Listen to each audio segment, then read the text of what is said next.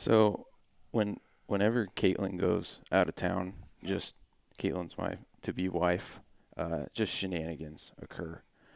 So I apologize for my crew that's already heard this story before, but she goes out of town, and the day previous, a bunch of raccoons eat a large part of my chickens. Go from 8 to 2, tough. So you've got chickens. Yeah. I didn't even know that. Yeah, in the city Okay. chickens. So you got city chickens. Yeah. You had 8, now you've got 2. Yeah. So she goes out of town. A friend and his wife, they take me out to dinner. They buy me one too many beverages. Adult beverages. I come home, and I am highly under the weather there, and wake up at 3 o'clock, and my dog is sitting on the end of the bed, and he is just on full attention. I'm like, what's going on? And, I mean, I have no idea. I'm thinking maybe someone's breaking into the house. So I'm, like, sitting there, and I'm like, I let him outside after nothing happens, and he just runs right over the chicken coop, and I'm like, oh, no, I forgot to close the chicken coop. And we just had the big break-in, the slaughter. And I see a dead chicken lying on the ground. I'm like, oh, damn it, my chicken. So I look up, and there are 3 monstrous raccoons, biggest raccoons you ever seen, Great Dane-sized raccoons, fangs, big as a lion. And I'm so mad and so intoxicated that I do the smartest thing I can think of at the time and go grab the deadliest tool in the garage, which is a metal rake. That's pretty deadly. And a ladder. Okay. I climb up this ladder, get on the roof of the garage, and I'm on the eave, and I'm swinging down at these raccoons that are at the gutter line. And I'm like, oh, gosh. Getting them. I can't quite reach them. So I take one more step, and I just slide off the roof. It's in the middle of winter. By the way, I'm also wearing just shorts, shorts that you sleep in, so they're real.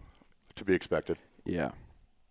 And the neighbor, she has a forest in her backyard, which is what I slide into because we're just kind of tightly packed in this neighborhood. So I am on the ground. I'm like, oh, my gosh. These raccoons jumped off the gutter before I slid off the roof. They're down here with me. I'm gonna get killed by these monstrous raccoons. So I jump over the fence, and, again, I'm just wearing shorts. I look off to the right. There is a man standing there just looking at me like, what the heck is going on? So instead of going the short way back to my house, because I'm in an alleyway at this point, I have to run all the way around, which is to the main street there. And it was just shenanigans. It just keeps happening over and over, just all these shenanigans when she leaves town. So I've just been begging that she doesn't leave anymore. And she knows of this. Yeah. And she's still marrying you. Yeah. That's something. Yeah. It's special. I must have made an impression back when I had hair. Yeah, welcome back to the 3rd episode of Trash Fire. Host Big John, myself, Jeremy. And before we introduce our guests, we have to say our disclaimer. We have to let you know our opinions, beliefs, comments, thoughts, future thoughts, etc. do not represent that of the Department of Eugene Springfield Fire and Local 851. All right. John, how are you doing? Doing awesome. Happy to be here. We're here with Mark vonAppen. Really excited to have him on today. He came up from the Palo Alto area to do a little leadership class or talk about leadership in the fire service. Thank you for being on Trash Fire. This is our 3rd episode. I have this excellent facility. We got Manny, our video Emmy award-winning video guy, who supports this whole situation. He makes us look better than we actually are. So, Manny, Mark, thank you for being here. Thank you for having me. It's cool to be on Trash Fire and start the show off with a story about trash pandas. Yes, good point. Absolutely. Absolutely. I was thinking the whole time you're telling the story. So, yeah, thanks for having me. This is awesome. So travel up was a little difficult. Fire on the way up. Wildland fire had to. Yeah, it wasn't too reroute. bad. I was getting ready to come up here, and I was at work the day before I came up, made the drive, and we're kind of short-staffed right now, so we have a lot of mandatory overtime. So I got mandatory shift, and as I'm, trying to pack up and get ready to go home for the end of the shift, my buddy comes out and throws his phone in my face and says, "Hey, did you see this?" I said, "No." He said, "I-5's closed in both directions at Reading." He goes, "So you're going that way, aren't you?" I'm Great. like, "Yeah." So yesterday it wasn't bad. I just had to make a little 100-mile detour. Yeah. So it wasn't too bad. It only set me back about an hour and a half. Oh, boy. So we do have a little bit of kind of like your stats. So we know you're a fire captain, correct? Down in Palo Alto. I'm not allowed to say that. No. No. You can't do that. No, but Cut it. It's out there. It's Bleep okay. it. Oh, sorry. Yeah. More bleep. So committee member for the California State Fire Training. Formerly. Published in Fire and Engineering magazine. The creator of the service leadership blog, Fully Involved, and all things fire related. And are we missing anything? No, I mean, as far as no. Okay. It's not very interesting. I mean, there's, a lot of people do a lot of really cool things. I'm just a guy who, likes the job and likes to talk about it and tries to be involved on some level. Do you have ties to Eugene? I do. My grandfather was a captain here. Got hired in 1948 with the former Eugene Fire, and now it's Eugene Springfield. But worked here for a long time. Worked in the Prevention Bureau, and my dad went to South Eugene. They're the Axemen, right? Yeah, the He Axemen. went to South and played football there, and then he went to Linfield and played football at Linfield. My mom's from Portland, so my mother lives here now out in Cheshire, so it's kind of a homecoming. I come up here quite a bit. So Nice. when I was a kid, we used to have birthday parties at the firehouse at the old Station 1. Oh, yeah. Downtown. And there's pictures of me, back in the day wearing my Johnny and Roy emergency, plastic helmet and, turtleneck and plaid shorts and for my 5th birthday party at Station 1. So it's kind of Nice. cool. So yeah, Nice. so it ties here. So Palo Alto, we got to ask: Are you a Duck fan? Or I mean, I understand if you're gonna. I'm I'm a football fan. I am a Duck fan. Okay. But I'm mostly a Pac-12 fan. So Nice. I like watching the Pac-12 have success, and it's fun for me when I watch Pac-12 teams go kick somebody in the East's ass because we don't get any West Coast love out here. We do not. So yeah, I'm a Duck fan. In fact, some of my earliest memories of football and of anything or of being a kid, a little kid, and crawling around on the AstroTurf at Autzen, and Nice. back when they had AstroTurf and the old bleachers, and it was kind of cool. This 2 years ago, my cousin has season tickets for the Ducks, and around Thanksgiving we went to the Civil War. Mm-hmm. And it was interesting to go to Autzen and be there again because they've done a lot of upgrades and stuff. But you look at the old concrete steps, and they look the same as they did in the early 70s when I was crawling around on them when I was a kid. Yeah. So it's just neat to see that to go back and see the old history and from when my dad was coaching there and stuff. So because my dad, I didn't mention that, did I? He coached for the Ducks from Cool. 1971 to 1976. Great. When Don Reed was there. And Don Reed, yeah. And who was Don Reed's successor? Was it Brooks? Was it Rich Brooks after that? Or no? I think it was Rich Brooks. Yeah, I I'm think not so. sure, but I kind of. Yeah. But Oh, that's awesome. yeah. And your father was also a coach for 49ers. Yeah. Yeah. I watched a lot of the stuff you've already done.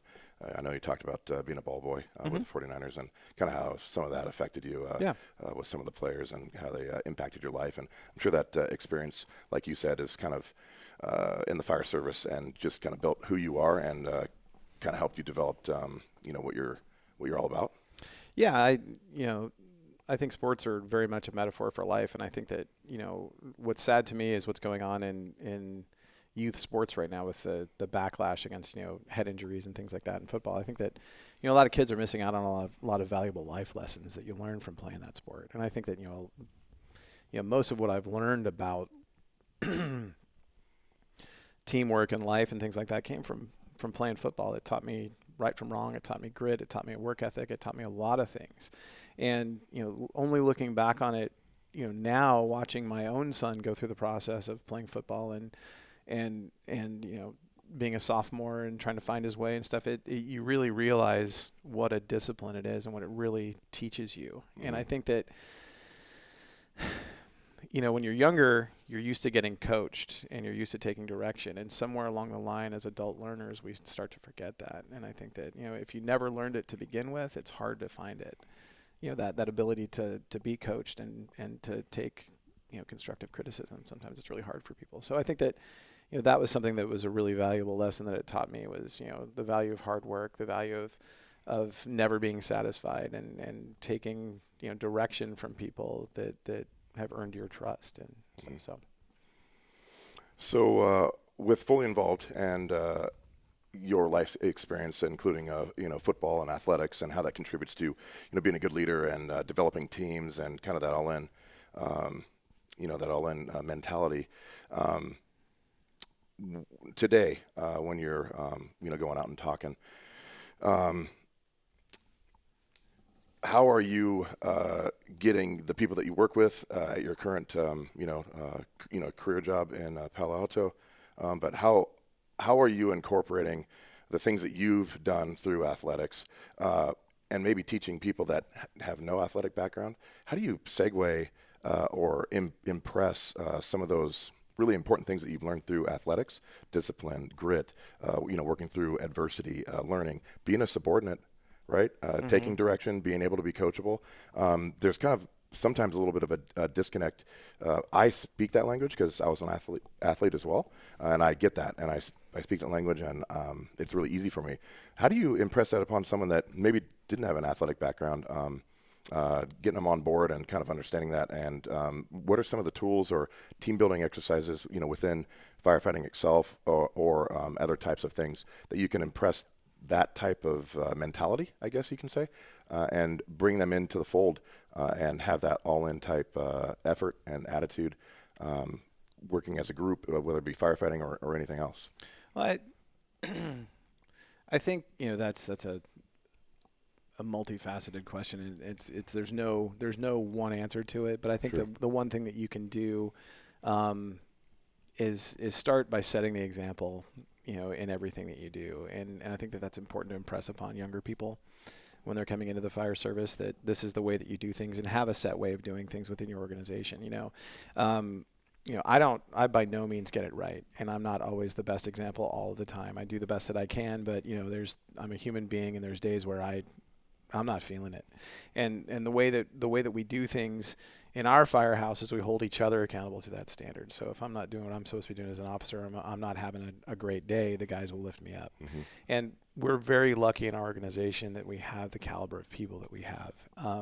But certainly that are self-motivated, and I derive a lot of my inspiration from them, and that's where a lot of this stuff came from as well. Is, you look around and you go, look at all these people doing these great things, and I think if you looked within your organization, you'd say the same thing. Absolutely. And anybody across the country would say that. But as far as, motivating people or getting them to do the right thing, I think that it's that whole, that old adage, you can lead a horse to water, but you can't make it drink. Motivation has to be, my job as a company officer isn't necessarily to motivate people. And I don't think that that's, but it's to make sure that they don't become unmotivated. Mm-hmm. So, we try to keep things positive, and we try to get things going in the right direction, and we set those standards on the wall. Do your job, treat people right, give all out effort, have an all-in attitude, and they're reminders for us. So, having it readily available, things that are easy to cling to, things that are easily identifiable, that transcend any workplace. But setting the example every single day, I think, just by doing your job like a professional, by am I 100% in? Am I super excited every day when I go to work? None of us are. Mm-hmm. There's days where you're up all night, fighting pandas in your backyard, and or trash pandas in your backyard, and recovering chicken cadavers, and you come to work and you're tired. It's not not your day. And emotionally hurt. Right. I mean, that whole thing, that story takes me back to when I was in college, and I came back to visit some friends, and I was staying with their parents, and I came home after probably drinking too many beers one night, and I walked in the house, and there was blood all over the entryway, down the hallway, in the kitchen, out the back sliding glass door. The beds had been slept in the house, but no one was in the house, and I thought someone had come in and killed the family that I was staying with. Well, there was a raccoon that was getting into the trash, and the family dog went outside to to regulate, and got whoo. And that's why, and General was his name. He was a little poodle, and he was named after General Lee from the Dukes of Hazzard. And anyway, he got taken to school, but he survived. Poor General. So when you told that story, I was like, oh man, did the pandas, trash pandas, they're raccoons, but that's a nickname for trash pandas. Oh yeah. And I was thinking, God, I hope the story doesn't end with, the raccoons following you to your place. And yeah. But good on you getting that rake, because that rake is actually a tool, a pretty substantial weapon. I would have grabbed probably like a broom or something. Yeah. And screamed. High pitched. I think people don't understand. I'm talking with spikes. When I tell some people not a leaf rake. Yeah, yeah. No, I was going with like a. I was way off on that. Yeah, see that. I was like, that's probably not. No, that wouldn't. That wouldn't work. That would just irritate them enough that they would come after you. Yeah. Okay, that's a clearer picture for me. That makes sense. See, that's what I had to. Yeah, I was way off on that, dude. You're like, that's. But you have proven in other situations. I don't know if you saw that episode when we were talking about. We were trying to jumpstart his car as far as push starting it. No, he didn't know how to do it. Again. I was like, I'm gonna push your car, and I need you to pop the clutch. And I yelled, "Pop the clutch!" And he's like, he did nothing. I'm like, what is up with this guy? So did you hammer him about it? Oh, yeah, absolutely. Okay, so what's the age difference between you? So what generation are you? I'm Generation X. Okay, so am I, and you are a millennial. What year I was born, or physically inside? What am I? You know what I mean? Well, I mean, you're probably like most of us. You're probably a juvenile, but I mean, I guess I'm technically a millennial again. Okay, so let me stop you there, because that kind of goes back to the motivating people in different ways. Yeah. And it's funny that you mentioned that your battery died and you're trying to jumpstart, pop the clutch. Yeah. And, who knows how to do that anymore? This right. is So, and is it common for me? But did you give him for it? Can I say? Yeah, absolutely. Okay. Did you give him for it? Bleep. Absolutely. Please bleep that. I like. No, absolutely. I gave him. Okay. So, but that's right. When we're friends with each other, we give each other a hard time, right? Yeah. But sometimes that can create some animosity, right? Where it's like, Sure. Hey man, I don't know how to do it, right? And because he's never been shown. It's true. And I grew up in a household where, we had a Phillips and a standard screwdriver and an MJB can with various nuts and bolts and some screws and a couple nails in it. And that was it. My dad was a football coach. He was the son of a firefighter. I mean, his dad was a firefighter. And he had every tool under the sun. My dad had no interest in it. So consequently, when I was growing up, I could tell you how to read zone versus man. I could tell you different coverages. I could tell you all that stuff, what they're doing, what look they're giving you at the line of scrimmage. But when I got hired as a firefighter, go get the toolbox and get me this. You're like, right? And the old guys would give you a hard time. What do you mean you don't know this? And, you'd say, well, that wasn't the household that I grew up in. And I grew up knowing this. Well, what good's that going to do you? Well, it actually does do me some good. The things that I learned on the football field and in the locker room did do me some good. Am I too dumb to learn, the tools and learn how to use them? No, I can do that. But take the time and show me. Don't just say, "Figure it out, rookie." That's the whole mentoring thing, and that's where. And I'm sure that, and I'm not saying that he's scarred for life because you gave him a hard time about the car thing, but kind of. But that's really where we are right now as a society. I mean, we really have a group of people that are in a position where they're going to need to be in leadership spots. And we need to make sure that we're teaching them everything that we know, because Generation X, like you and me, we're on our way out. We don't have that much time left on the job. Oh, yeah. And so our population group is about, 25% smaller than the baby boomers. So when we come in, there's not enough of us to fill the leadership spots that are vacated by the boomers. And then the millennials are about the same size as the baby boomers. So we're a smaller population group. So, I go around the country and I look around, and I was just in Florida, where the chief of this department that has 9 stations now, they're projecting building stations 10, 11, and 12, hiring a bunch of people. The fire chief's 35 years old. Oh, got it. Yeah. That's where we are. And so now is he a guy that's extremely capable? Sure. I mean, master's degree, blah, blah, blah, all stuff. But, they're very young, and it takes being able to put your ego aside on both sides as old guys, sure, which we are, and young guys who, we think we know everything. They think they know everything. We have to be able to put those things aside, because I know how old are you? 30. Okay. So when I was between 30 and 35 or 26 and 36 probably, I knew everything. Right. And so now as you get a little bit older, you kind of, as I'm approaching the twilight of my career, you start to slow down a little bit and you kind of, you want to pass on what you've learned and say, hey dude, slow down. Passion's awesome. And, and I know you got a lot to offer, but let's work together on this. And so our job is to pass that knowledge forward and say, hey, don't burn out, don't flame out, because you see tons of people in the fire service that are super excited and passionate about what they do. Well, that's great that you're passionate. What are you going to do with it? And they flame out because we want to fix it right now. So anyway, I guess my point with that whole thing was, it's incumbent upon us to teach them those things.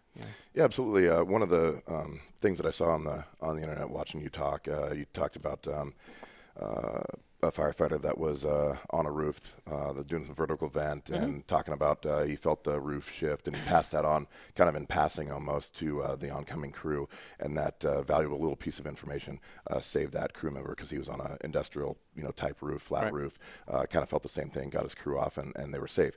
So not only do you have like kind of the formal training that you go through when you're doing evolutions on drill fields and stuff like that, but there's a lot of information passed on just during shift change and at the dinner table.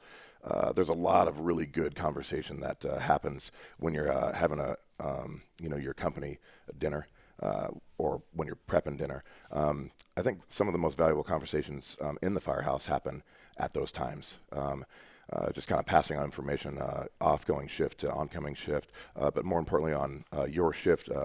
When you're with your crew and having meals together, you're talking about certain situations or kind of unique situations or little cues here and there, kind of like tricks of the trade or stuff that you've learned over the years. Do you typically sit down at your fire station, like true dinner, everyone sits down, and tell me how important is that time? I value that time to be able to sit down with the crew. It's kind of a bonding experience, cooking together and eating together and talking shop, if you will, and not only just firefighting, but just other parts of life. How much value and how much information are shared at those times? Oh, I think you hit the nail right on the head. I mean, that's the most valuable time I think that we have sometimes. One of the guys who I really like, who is one of my early captains, says that's a time of healing. Dinner time's a time of healing, and you said bonding, and it's, that's where we really forge those relationships, that trust, and we create those friendships, and that's where the family atmosphere truly comes about in the fire service. I've gone to stations and I've worked at stations where we didn't eat together, and it's not cool. I mean, it's just, and there are times where if we're not interrupted by calls and things, at Station 1, when I worked down there, we had, 5 guys at our station, which is a bigger station for us. And when I worked on, the truck company, we had 8 at our fire station there, or 9, I'm sorry. And, dinners would go for 2 hours sometimes. It's like, we call it family time. Yeah. And that's when you bring your lunch to work, or you bring your dinner to work, and you all eat at different times, or, again, you don't have that time to share stories. And people laugh because I do it on purpose now, but I'd like to make the young guys think that I'm losing my mind. But every time we go past a building where we had a fire, I'll tell the rookie, hey, had a fire in that building, and we'll drive past it 3 or 4 times a day, and I'll say, I had a fire in this building. And those types of informal, and I'll say to them, hey, the construction in the roof is this. It looks like this, but it's actually heavy timber truss. You're good, blah, blah. And it's a good roof to work on. It's a good roof to be under if you got a fire in it. And they laugh, but you're trying, there's a method to it. Hey, he's a crazy old guy, but he's telling me stories, and it's to reinforce, hey, this is the building construction here, and you will see this along this, this stretch of blocks. This is common construction here, and we do get fires here because these are blah, blah, blah. But yeah, I mean, and the thing that's hard is, when we all go to our rooms, we don't have those conversations. And then, one of the things that we're doing now, in an effort to be innovative and more efficient, we've started, and you guys call them swing rigs here, right? Yep. Well, we've started, we call them, we cross staff them. So we call them cross staff rigs. But we jump back and forth between the engine and the ambulance, on some of our stations. So when we go out and go shopping or go do inspections or do whatever we're going to do for the day or go to training, those rigs have to take the engine and the ambulance together. Okay. And so you got the captain and the engineer in the engine, the two most experienced people, and you've got the firefighter, paramedic, driving the ambulance behind them by themselves. Mm-hmm.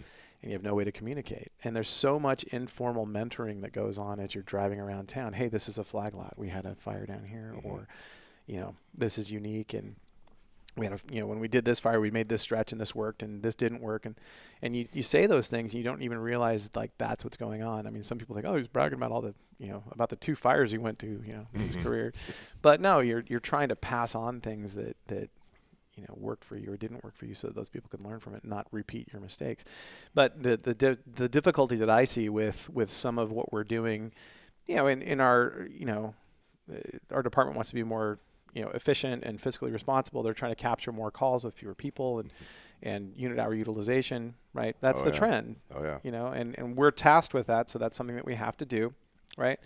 Whether we're excited about it or not, that's what we're tasked with. That's our job. Mm-hmm. And so we're making it work. But one of the things that I see as a glaring, I don't want to say problem, but it's the inability to talk to that person as we're driving by things. And so you're losing that institutional knowledge that you have that's so valuable to pay forward to people. Because, there's certain things that you can't learn everything from a book.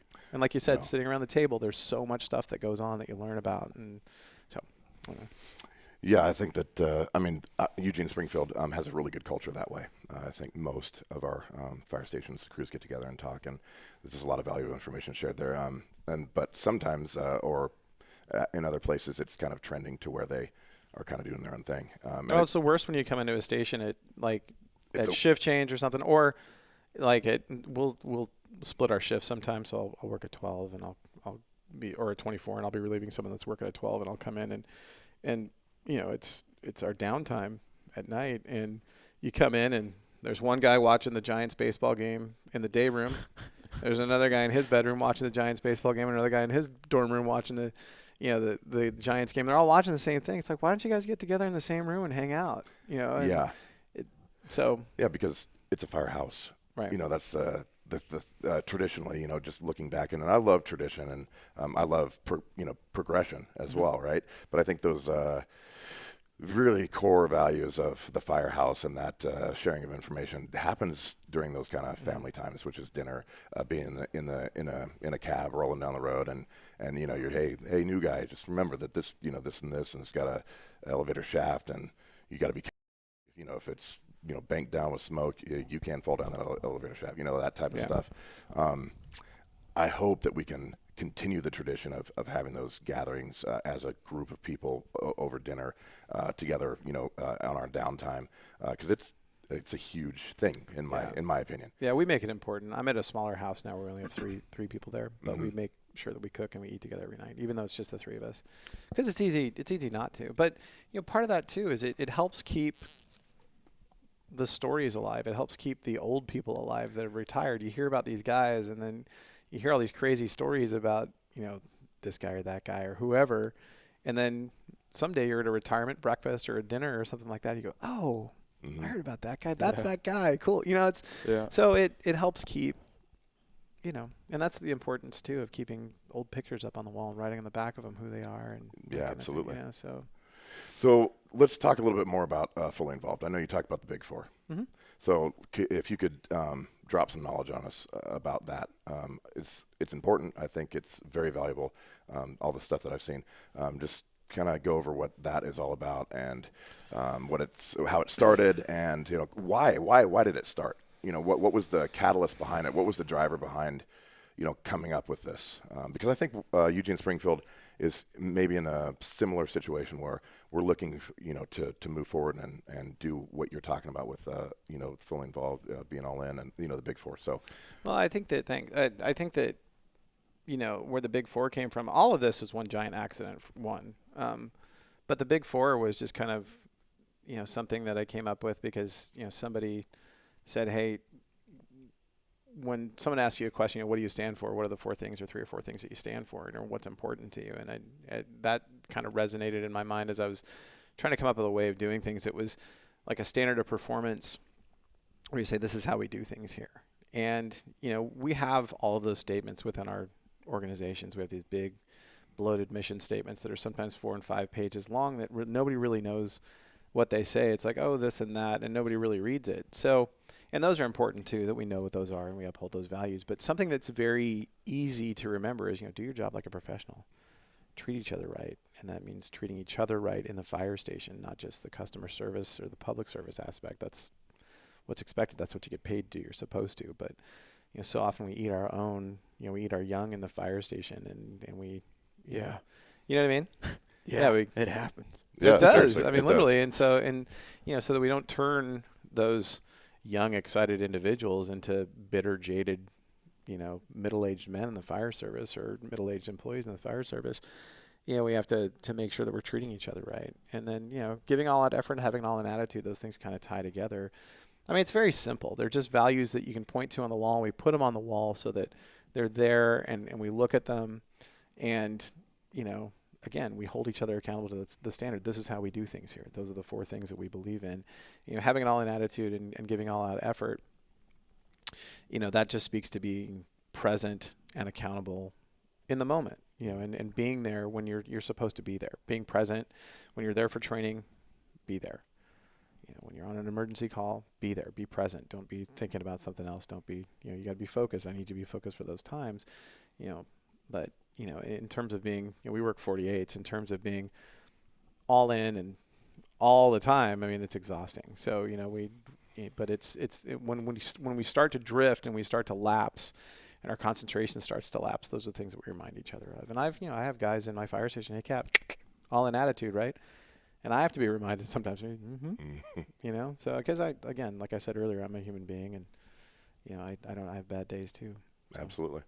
So, speaking about that, our environment is very stressful, and we're busy, right? We're running a lot of calls. We're doing training. We're doing continued ed. We're doing all this stuff. Kind of like athletes, when you have the mindset of all in and, getting the job done and being professional, and I think we do a very good job here at Eugene Springfield of doing that, putting that into action. At what point, as a captain, you're kind of evaluating the energy of your crew, or just in general the energy of the day. When do you know when it's time to be like, hey, guys, gals, we're going to shut it down today. We're going to answer calls and we're going to kick ass at that. But today we're going to take this day for ourselves and recoup.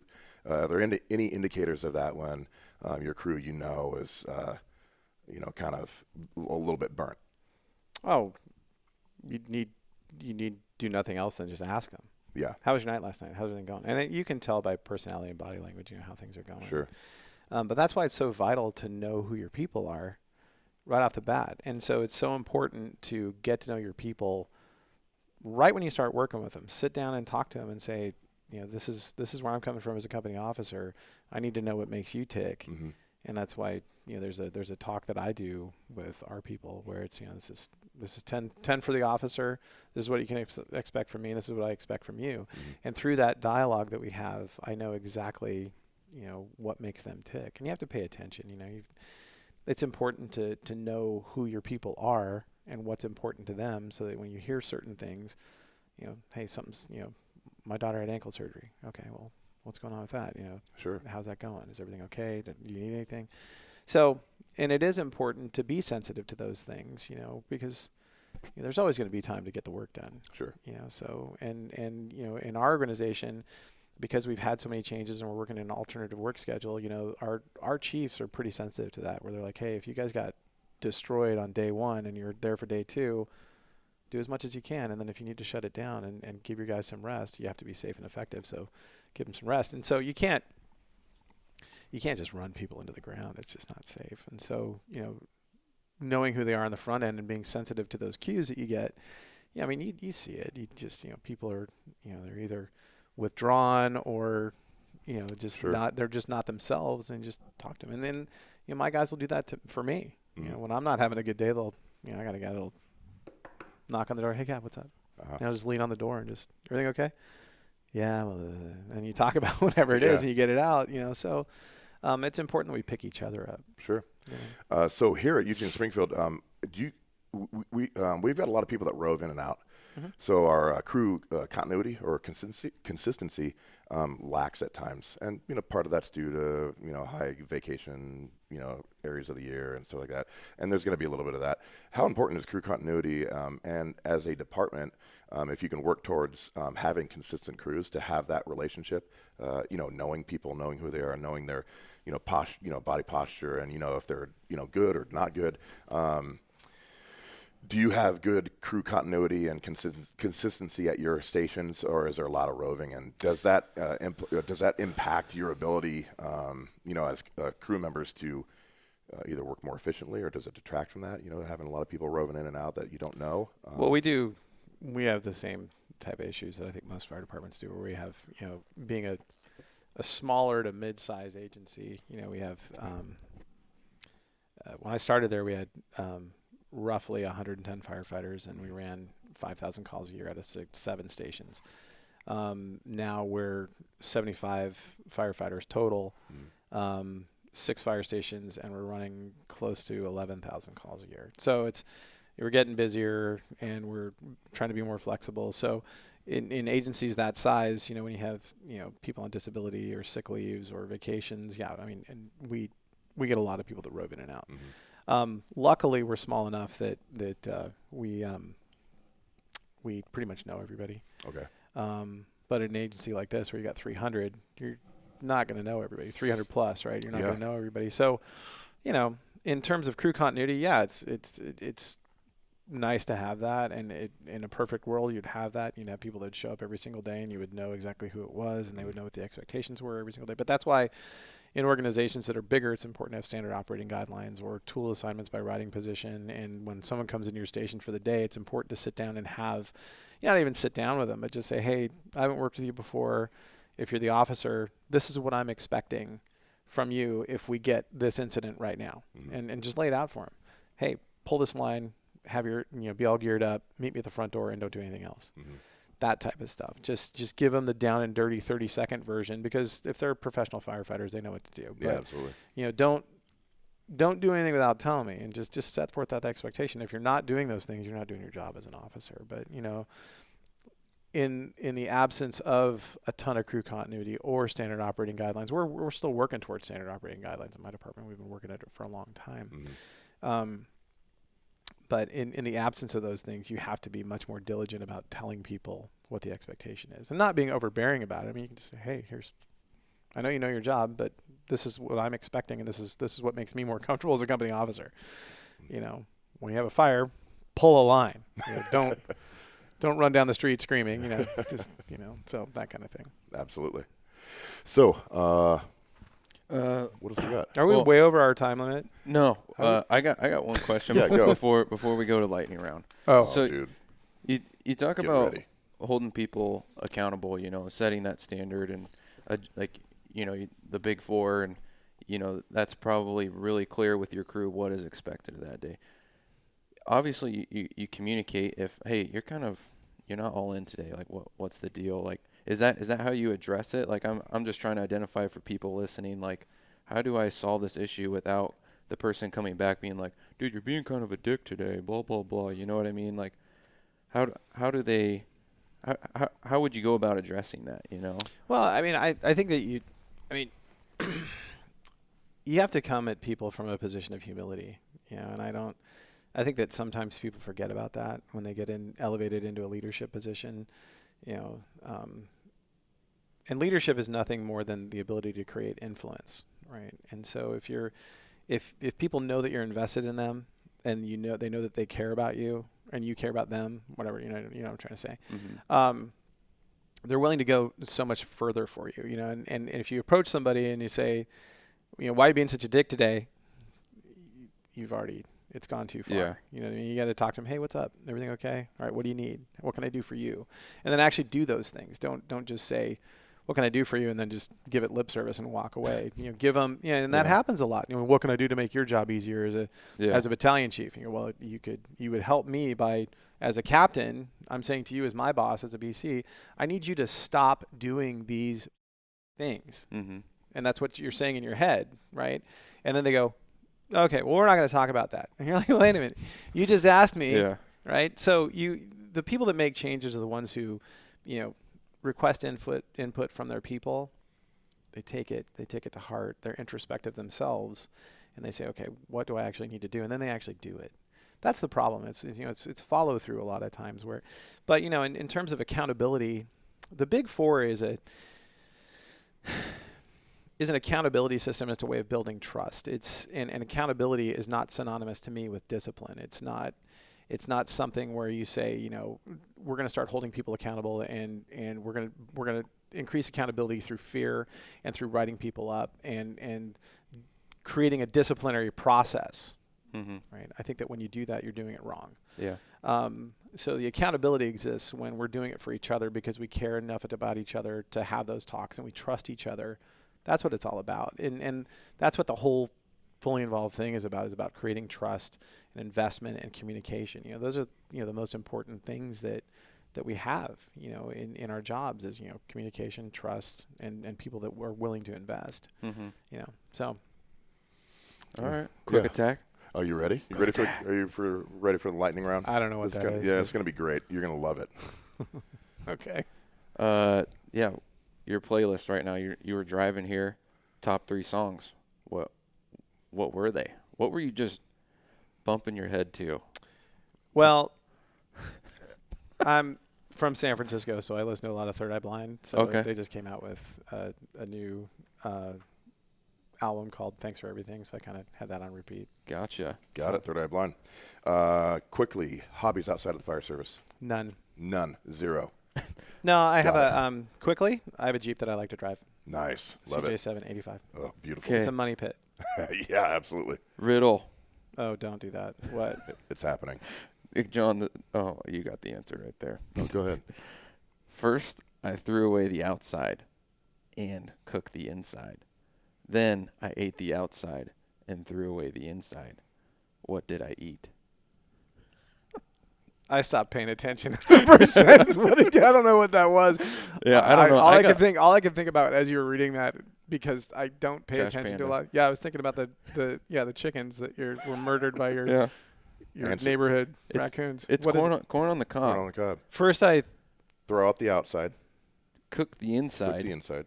Then I ate the outside and threw away the inside. see the reason why that's wrong, and I didn't get it because speaking, and you know this too, being in Eugene, which is hippie central, right?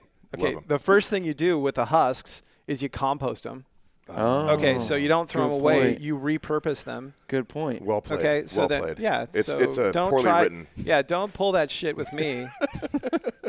I tried to pull a fast one there. My bad. Okay, this. Then you actually, and then you can use in like medieval times they used to use corn cobs, or the times of the Pilgrims they used to use corn cobs for something else. Oh, okay. Pipes. But I heard they used to do something else. But you can compost those too, just so you know. You just got schooled. What 90s movie featured the Looney Tunes on the soundtrack? This is probably more of a question for me. I'll answer it. Yeah, this is a millennial assimilation situation. Wait, no, I don't care. What? Space Jam. I was gonna say that with Michael Jordan. Yeah. Oh, Yep. sorry. I was gonna say Space Jam. What is your favorite Patrick Swayze movie? The Outsiders. Ooh. That's a good one. I was going to go with Ghost, but I'll go Oh. Roadhouse. Roadhouse? Yeah. Yeah. That's Anything a guy. else? That's a guy. Just similar to what we're talking about. There's so Full many. tilt in. Yeah, into but what see, he's there's doing. so many movies that you look at. Like I almost went with what's the one where he's a bank robber and they surf? Point Break. Point Break. Point Break. I was gonna go with Point Break, but I'm like, Brody. no. That's pretty awesome. But you watch it now, it's terrible. It is. And You're you watch Roadhouse, which was awesome when Yep. it came out. You watch it now, it's terrible. But The Outsiders, you still watch that, and you're like, Pony Boy, Stay Gold. Oh, yeah. It's just, it's beautiful. That was the perfect answer. yeah. I changed my answer. Black Dog. He's a semi-truck driver. Oh, No, yeah. you get one shot at this. No, you can't change it. Well, Mark, thank you a million for being on here. That's I it? I wish we could have more time. I have to go to shift. Yeah, what time is it? Oh, yeah, have to go 7:35. what? He's Oh, on go to shift work. today. Yeah. I got to make a shout out. John keeps shouting out the Quattro Loco. This shout out to the downtown ass clowns here, Station 1. Oh, well, you know what? I still have to trump you and say I'm down station 4A for life, although I'm probably going to be not there because I just got promoted. Oh, yeah. Not going to be there anymore. Congrats, Yeah, man. Awesome. What'd you get promoted to? Engineer. Congratulations. Yeah, thank you. You're not quite to the dark side yet. Not quite. Congrats. Working my way there. Still Thank working, you. man. One quick thing I just got to ask. At the end of your career, as you retire, if you could be remembered, what would you want to be remembered as? Somebody who made a difference through mentoring. I think that, when you look at, a lot of people think that it's the numbers and it's metrics, and so much of what we do nowadays is measured only in that. And I want to be remembered. I think your legacy, if you're doing things right, is people that move on and they don't need you anymore. As a mentor, if you're doing things right, they might miss you, but they don't need you. And I want to be a person that when they look back, they, you can say, hey, we helped create this thing here, where it doesn't miss a beat when you walk out the door. Excellent. Thank you so much. It's been a pleasure talking to you. Looking forward to being with you all day as you do your thing. Thank you very much. Yeah, no problem. Yeah.